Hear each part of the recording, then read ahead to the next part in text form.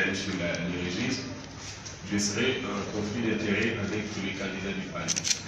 Le paradoxe est là, vous pouvez comprendre, vous en avez l'expérience, c'est que la CENI a mal travaillé. Je ne vais pas lui faire un procès. Nous sommes tous dans notre pays. Donc elle semble être trompée, volontairement ou involontairement, en considérant que je serai en conflit, que je suis en conflit avec le parti démocrate unifié, alors que je suis présenté sous la couleur des lunettes qui m'ont investi. Donc vous voyez bien là la volonté de ce pouvoir, sous le mode duquel se trouve la CENI, d'éliminer des candidatures sérieuses. Vous allez me dire que, monsieur Mouzi, vous dites éliminer des candidatures sérieuses, mais celles qui sont retenues, ne les sont-elles pas? Elles sont nombreuses qui sont sérieuses, qui sont retenues.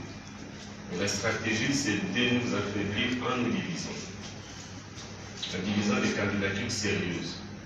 Parce que, comme vous le savez, une heure auparavant, les candidats députés de l'opposition se sont réunis pour attirer l'attention de la communauté nationale et internationale sur les comportements du pouvoir politique. À savoir que des semaines auparavant, 3 semaines, il y a eu des réunions sur lesquelles on a décidé d'éliminer les candidats sérieux l'une après l'autre. Vous vous souvenez aussi qu'au retour de M. Jean-Pierre Bemba, un retour triomphal, je crois un jour auparavant, un jour après, Katoumbi aussi voulait retourner au pays. On a fait le malin de laisser entre Jean-Pierre Bemba très gentiment, en bloquant Katoumbi. On ne pouvait pas les refuser à eux tous l'entrée de cette manière-là. Tout simplement parce qu'il fallait les séparer, on accepte l'un, comme ça on a monté le choc, et l'autre, le moment venu, on le règle les temps. C'est ce qui s'est passé. Donc, Jean-Pierre Bemba qui est rentré gentiment, on s'est dit, ah, ces messieurs sont généreux, ces messieurs sont démocrates, Katoumbi on l'a bloqué. Du coup, Jean-Pierre Bemba est venu pour la suite. Et nous, hier, entre candidats de forces alternatives, nous avions pris la mesure de la chose et on s'est dit, nous faisons bloc pour défendre la démocratie, pour défendre les forces alternatives. C'est ce qu'on a fait le communiqué qui est passé dans les réseaux sociaux, dans la presse, etc. On dit, nous ferons tout pour bloquer ces processus démocratiquement, empêcher que les choses se fassent comme elles se font maintenant, c'est-à-dire avec la machine à voter dont personne ne veut, ni au niveau de la classe politique, ni au niveau du peuple, d'empêcher que les fichiers corrompus soient d'application. Mais aussi obtenir que les élections soient inclusives et démocratiques. Donc nous sentions le vent venir.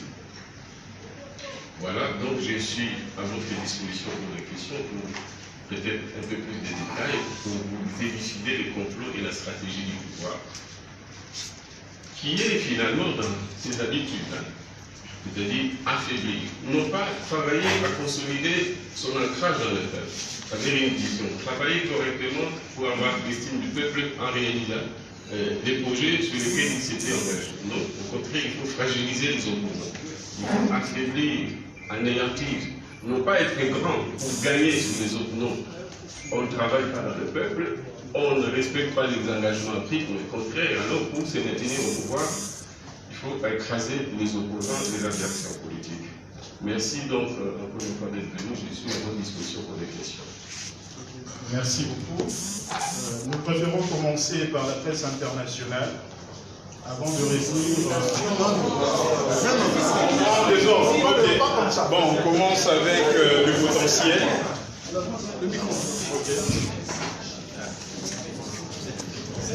C'est bienvenue Papogne pour les voix de l'agence France-Presse.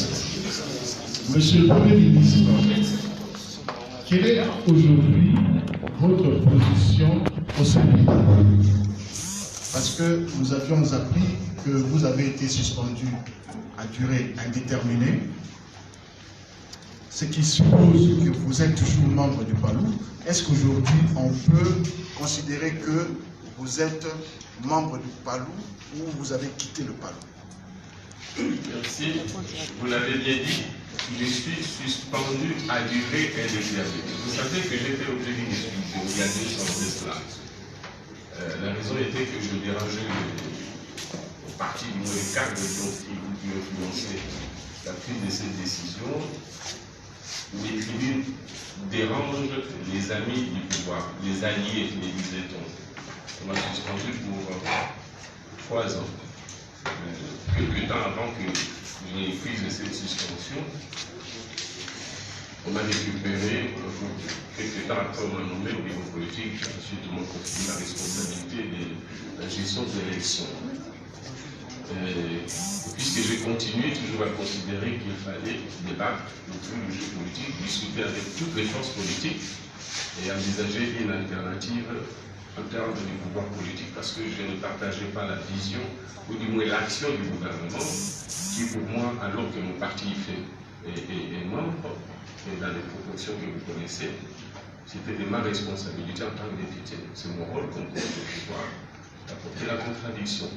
Les amis du pouvoir qui voulaient instrumentaliser la direction du parti, non pas le parti, mais la direction du parti, ont tenu que je fasse l'objet d'abord de l'expulsion et ensuite de la démission comme numéro 1 des élections. Je n'avais plus de fonctions à ce niveau-là. Puisque j'ai continué les contacts et que je pensais qu'il faut changer les choses dans ce pays, j'ai obtenu le soutien de quelques plateformes qui ont exprimé leur vœu de devoir présenter ma candidature à l'élection présidentielle. Donc je n'étais pas membre de ces partis ou de ces plateformes, mais ils appréciaient ma vision, mes analyses à travers les tribunes, les universités scolaires.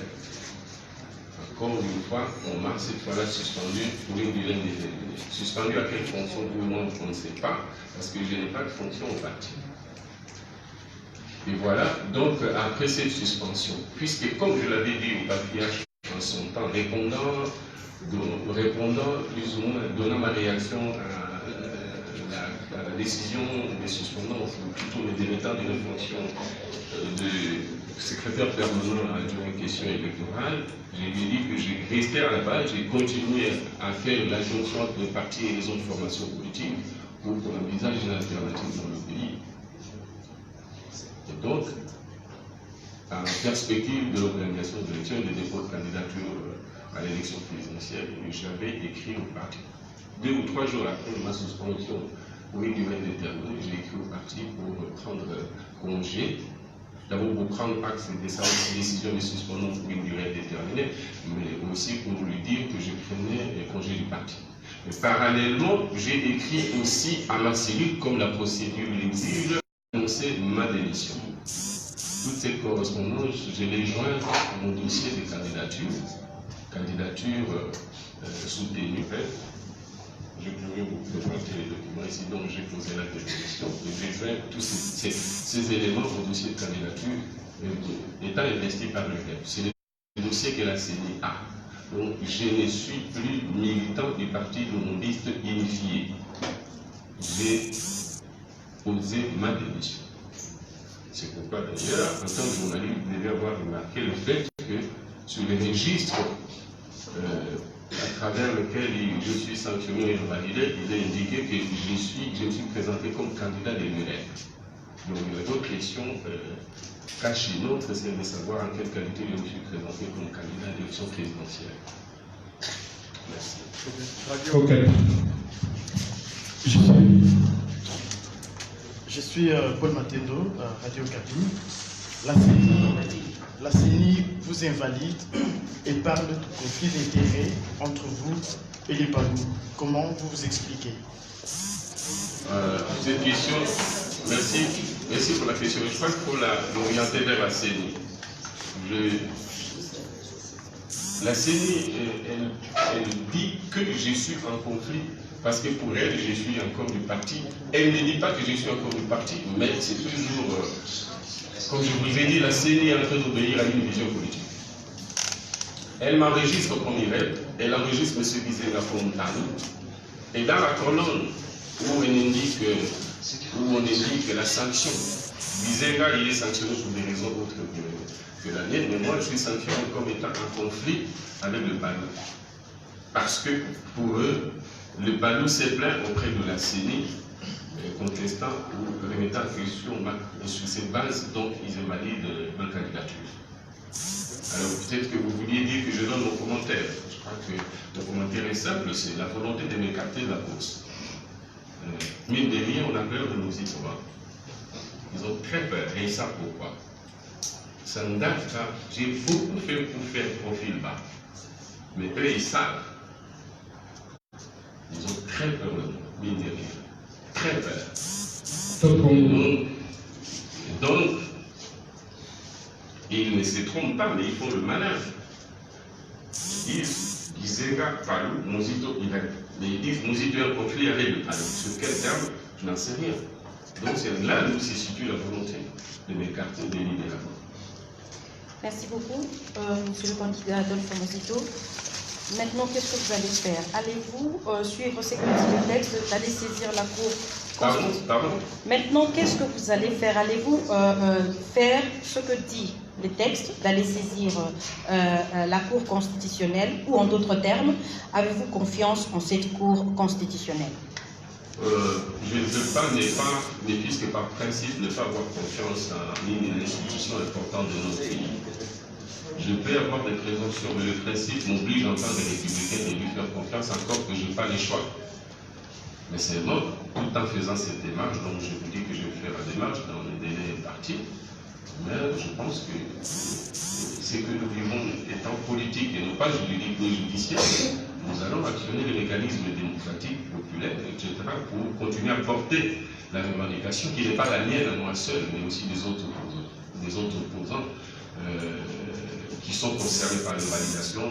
Je crois que chacun, ce qui les concerne, présentera ses arguments, mais surtout pour tous les autres, y compris qui sont retenus, mais pour toute la suite du processus. Parce que ce qui nous arrive aujourd'hui n'est que, comme on dit, un iceberg, hein, la tête de l'iceberg. Parce que le processus devra continuer. Je vous ai dit tout à l'heure que, vous savez, quand les gens vont pour chasse, il faut les séparer. Pour que vous puissiez traiter avec l'un après l'autre. Et c'est la démarche, on élimine les opposants les uns après les autres. On a éliminé Katoubi, on n'a pas voulu éliminer Katoubi, les gens qui ont mal le même jour, on a dit qu'on s'occupe d'un, et après on s'occupe de l'autre, et demain on va s'occuper de l'autre. Donc je crois que les opposants vont faire blanc pour qu'on revendique les élections, non seulement transparentes, mais aussi inclusives et démocratiques. Revendiquer le fait que ce n'est pas possible d'avoir des bonnes élections avec ces fichiers électoraux corrompus avec 10 millions d'électeurs. Ce n'est pas possible d'avoir de bonnes élections avec cette machine dont personne ne veut, pour laquelle il n'y a pas de consensus. Ce n'est pas possible d'avoir des élections avec un pouvoir qui est devenu monolithique, qui contrôle tous les appareils du sommet, tous les appareils, tous les instruments de l'État du sommet à la base. Sachez que désormais, le gouvernement est entre les mains d'une seule famille politique. Vous n'avez peut-être pas pris en tant que prince fait attention, c'est que désormais il n'y a plus ces clivages prévus par l'accord, opposition, majorité et cohabitation pour se contrôler mutuellement. Aujourd'hui c'est un camp. Seulement, on a recruté tout le monde de l'ancienne opposition qui sont de la majorité, ils sont seuls à conduire le processus sur le plan politique. Ce n'est que le début. Mais donc, il faut prendre en charge tous les processus pour porter la revendication au niveau populaire. Voilà, donc en résumé, oui, je veux faire la démarche judiciaire, mais aussi, oui, j'adhère à la volonté des candidats à la présidentielle de l'opposition, plus ou moins tous, parce que la fraude concernera tout le monde. Et donc, pour obtenir des élections exclusives, transparentes, et qui excluent la procédure de la machine à voter, et qui ne doit pas se faire dans le cadre de l'actuel fichier qui pour nous est corrompu. La chaîne internationale, Monsieur ministre honoraire, vous accusez la Suisse de manipuler, de vouloir éliminer le travail sérieux. Alors, hier, ancien ministre de Kabila, est-ce que je peux comprendre clairement que Mozito est un conflit ouvert avec la Kabila, avec Kabila lui-même, et aujourd'hui, vous dites que vous allez faire des recours.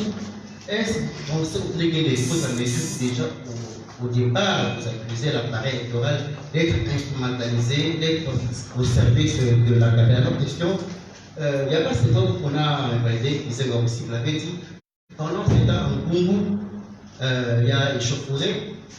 Hier soir, Kamel n'a pas voulu signer au MSC parce que vous n'êtes pas identifié comme tel, comme l'avait l'opposition. Pourquoi ne pas carrément vous affirmer officiellement que Mouzito est devenu opposant? Merci. Je ne sais pas quel concept. Bon, je ne suis pas au courant de ce Kabila. Plutôt Kabila n'a pas signé parce que je serais comme opposition. C'est ce qu'il a dit. Oui, très bien. Mais M. Kamer, je doute trop qu'il dise ça parce que s'il le dit, ils le font. Moi, je n'ai pas envie de m'identifier à une coterie qui s'appellerait formellement opposition. Parce que c'est le milieu dans lequel on vient taper par l'oppresseur. C'est là où l'oppression pourrait trouver son souffle bien étiré. Les bons éléments affaiblir l'opposition. Vous en savez quelque chose, je n'irai pas plus loin. Vous avez une tradition d'opposition. C'était la même chose. C'est dans l'opposition où ils voulaient domestiquer la colère populaire. Et c'est là-dedans où ils voulaient pour respirer et recruter.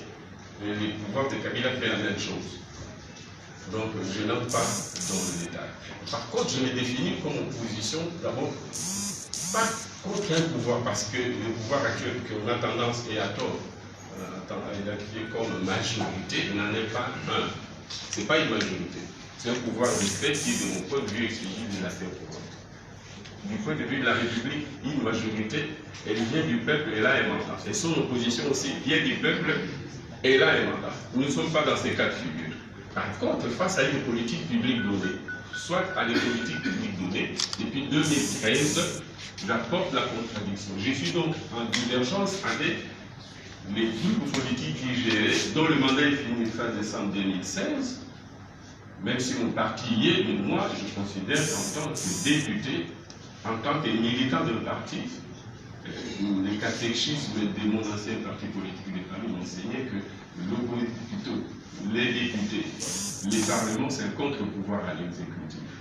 Mais aussi le parti politique est un contre-pouvoir à l'exécutif national ou provincial. Et à ce titre, je suis dans mon rôle de contradicteur face à des politiques publiques. Donc je ne me pose pas la personne des Kabila.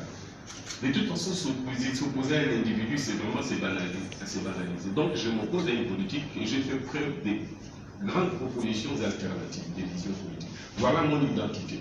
Et que donc je considère que j'ai des propositions, des contre-propositions à offrir au pays. C'est ce que je m'apprêtais à faire. Je ne trouve pas la légitimité dans les simples fautes de s'opposer, dans le simple fait de s'opposer à un individu. Or, c'est souvent le cas. Les gens s'opposent à un individu parce qu'on ne s'est pas mis d'accord, parce qu'on n'est pas au pouvoir. Ils ne s'opposent pas à sa politique publique, sinon on a des propositions contre en alternative, ce qui n'est pas souvent le cas. Les gens gesticulent, les gens s'opposent, s'attaquent à la personne de Kabila, mais ils ne proposent rien, on n'a donc aucun bloc d'idées et de pensées alternatives. Donc voilà, je n'ai pas besoin de me décréter opposition parce que j'appartiendrai à une petite côté.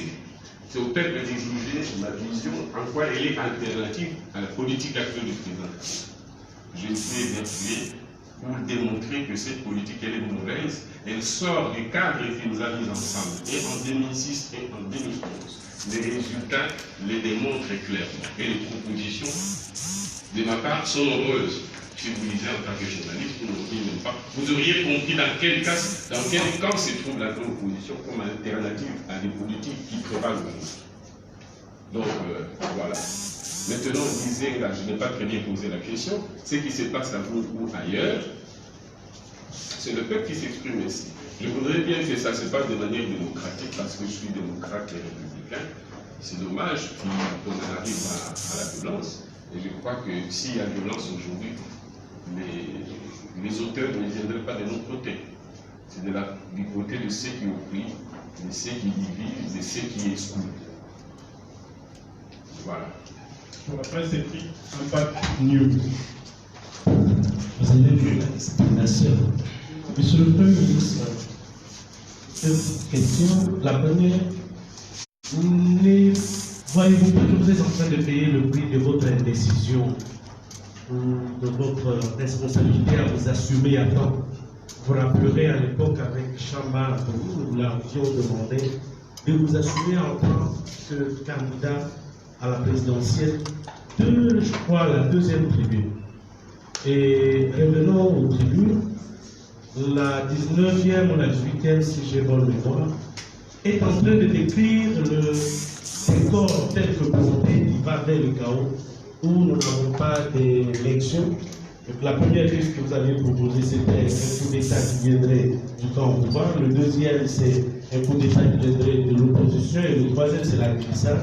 Ne voyez-vous pas qu'avec cette élimination un à un, en vous séparant l'un après l'autre, c'est pour qu'on rentre encore à la table de négociation et qu'il n'y a pas d'élection le 23 décembre.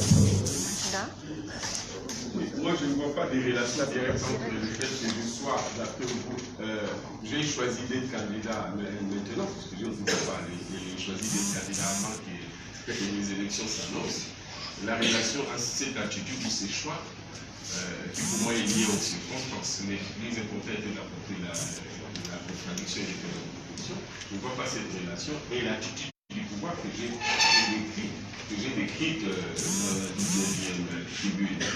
Je disais donc dans cette tribune que nous n'allions pas aller aux élections, soit que nous allions y aller, mais sous les dictats du président Kabila qui allait organiser la fraude de manière massive. Mais alors dans ces conditions-là, on aurait deux choix, soit que l'opposition allait l'accompagner pour lui donner un faire-valoir et lui donner la possibilité de frauder, parce qu'il ne peut organiser les élections que s'il est sûr de les gagner. Sinon, il n'aurait peut-être pas choisi les candidats qu'il a choisis.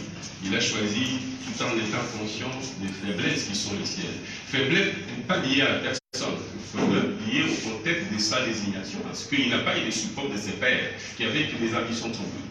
Mais il a été dicté d'abord par un individu qui considérait que les autres ne faisaient que ses vassaux, c'est-à-dire ses administrés. Et donc, la deuxième possibilité était qu'il organise les élections dans des conditions frauduleuses, mais que l'opposition soit obligée de les boycotter. Dans les deux cas, il allait avoir le pays. Mais dans les cas où il allait avoir le pays, et peut-être par la suite, il aurait choisi de négocier avec l'un ou l'autre pour essayer de légitimer son pouvoir. Mais dans le premier cas, où il n'organiserait pas les élections, nous serions amenés clairement à faire un glissement ou une glissade. Et là encore, nous allions évoluer vers le troisième mandat qui ne dirait pas son nom parce qu'il a déjà fait 2 ans. Et probablement, il en ferait une troisième année et 4e, et ainsi de suite. Voilà ce que j'ai dit. Mais maintenant, quand il s'agit de la candidature, je n'ai pas été en retard. Ce n'est pas ça la question. La question, il faut démontrer qu'on a une vision différente de celle qui prévaut. Et c'est seulement, puisque pour moi la candidature, le pouvoir politique en lui-même n'est pas un objectif. C'est un moyen pour matérialiser une vision et un projet. J'étais en train de tenter de construire une vision, un projet alternatif à celui qui prévaut aujourd'hui. Et de plus en plus, j'étais convaincu qu'il fallait changer de politique dans ce pays. Et pour changer ces politiques dans le pays, il faut le pouvoir politique. Voilà pourquoi je suis candidat. Il n'y a pas un temps qui soit adapté et pas un autre pour être candidat.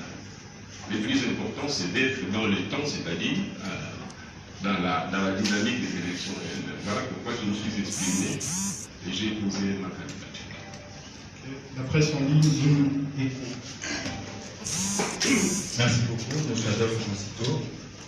Vous êtes parmi le premier candidat dont les dossiers ont été déclarés cessévables à s'exprimer devant la presse. Si, au bout de cette bataille juridique qui s'ouvre, vous n'obtenez pas gain de cause, quel serait votre plan B? Bon, d'abord, premièrement, je ne pense pas que c'est seulement cette démarche qui nous ferait gagner la cause. Parce que la cause, pour moi, ce n'est pas nécessairement d'être candidat président de la République. Ça, c'est un moyen. Le plus important, c'est d'être en mesure de contribuer ou de matérialiser la vision et le projet que j'ai. J'ai répété à quelques-uns des amis parlementaires que le pays a un exécutif bicéphale. Bicéphale, c'est-à-dire qu'on a le chef de l'État, qui est l'autorité de régulation des institutions, de toutes les institutions. On a pour l'exécutif une deuxième tête, c'est le chef du gouvernement qui gère le pays sur fond d'un programme qu'il a élaboré en concertation, j'insiste, avec le président de la République. Contrairement au régime semi-présidentiel de la France, où les présidents et la première tête de l'exécutif, y compris dans la gestion courante de l'État, en ce que le gouvernement et son Premier ministre deviennent finalement des instruments d'exécution de son programme. Chez nous, c'est le contraire. C'est le chef du gouvernement, qui est le chef de la coalition, avec son gouvernement qui élabore les programmes du gouvernement, mais en concertation avec le président qui intègre sa vision pour les compétences qui sont les siennes, à savoir la défense, la sécurité intérieure et la diplomatie. Le président de la République, chef de l'État, est impuissant, j'allais dire irresponsable politiquement. C'est le chef du gouvernement qui est responsable de la politique du pays. Il peut en cela être démis par le Parlement dont il est l'émanation. Corollairement avec le président de la République. Donc, je considère que j'appartiens à une plateforme qui va se battre pour avoir la majorité parlementaire et présidentielle à travers moi, parce que je n'ai pas abdiqué avec pas d'autres. Parce qu'attention, il faut savoir que nous pouvons, ma coalition et les autres, nous pouvons avoir la majorité présidentielle si nous nous convenons sur un candidat commun qui peut être moi ou un autre, parce que la bataille n'est pas finie pour moi, mais ne pas avoir la majorité parlementaire et gouverner, c'est-à-dire diriger le gouvernement. Et dans ce cas-là, dans un scénario de cohabitation où on aurait un président de la République de l'ancienne majorité, plutôt de l'ancienne opposition, donc l'actuelle opposition, et une majorité parlementaire avec un gouvernement qui viendrait de la prochaine opposition si les gens de la majorité venaient avoir la majorité parlementaire. Donc il y a deux fronts. Donc je me battrai avec le gouvernement pour avoir la majorité parlementaire. Ce n'est pas évident non plus, mais nous allons faire jonction avec tous les autres pour avoir la majorité et diriger la deuxième tête de l'exécutif, si vous permettez, même si de mon point de vue, elle est la première parce que c'est elle qui gère au quotidien la République. Donc, je n'attendrai pas, et pour moi, ce n'est pas cette démarche ici qui, si elle n'aboutit pas, correspond à un échec, à une éventuelle abdication de ma part. Ma deuxième question, le peuple congolais, une bonne frange de la population congolaise attendait vos propositions économiques pour la prochaine législature, et s'il arrivait que, in fine, la Cour constitutionnelle confirmait l'irrécevabilité de votre candidature, seriez-vous prêt à les verser dans un programme, ou dans le programme du candidat commun qui sera désigné au niveau de votre plateforme? Oui, d'abord je dois clarifier là aussi. Je l'ai dit à une de mes interviews, je crois, avec M. Malemba et Elisère. Je reviens encore pour dire qu'il y a deux têtes de l'exécutif. Et en principe, les candidats communs ne devaient pas être pour l'opposition l'unique cible. Deuxièmement, ces candidats communs, ce n'est pas à lui de préparer les programmes du gouvernement.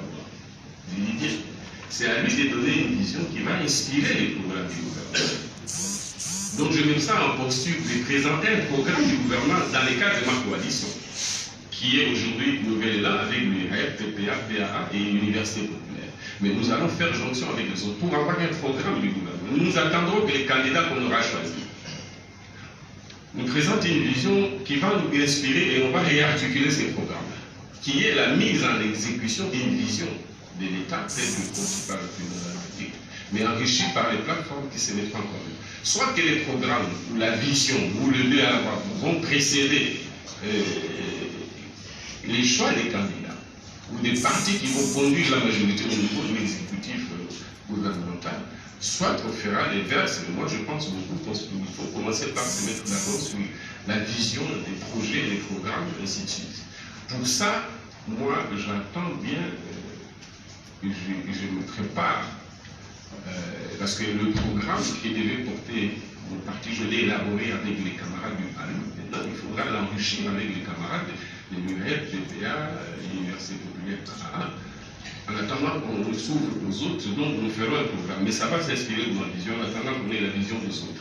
Programme gouvernemental, qui est le programme de la majorité parlementaire. Et ces programmes-là, je vais y participer. Quand nous avons convoqué le contrat qu'on a annulé pour les raisons évidentes, nous attendions à ce que moi je donne à mes amis ma vision politique et eux s'en approprient pour préparer un programme gouvernemental qu'on allait soumettre à la discussion aux autres plateformes, pas nécessairement aux candidats, parce que les candidats ne sont pas dans la dynamique de programme.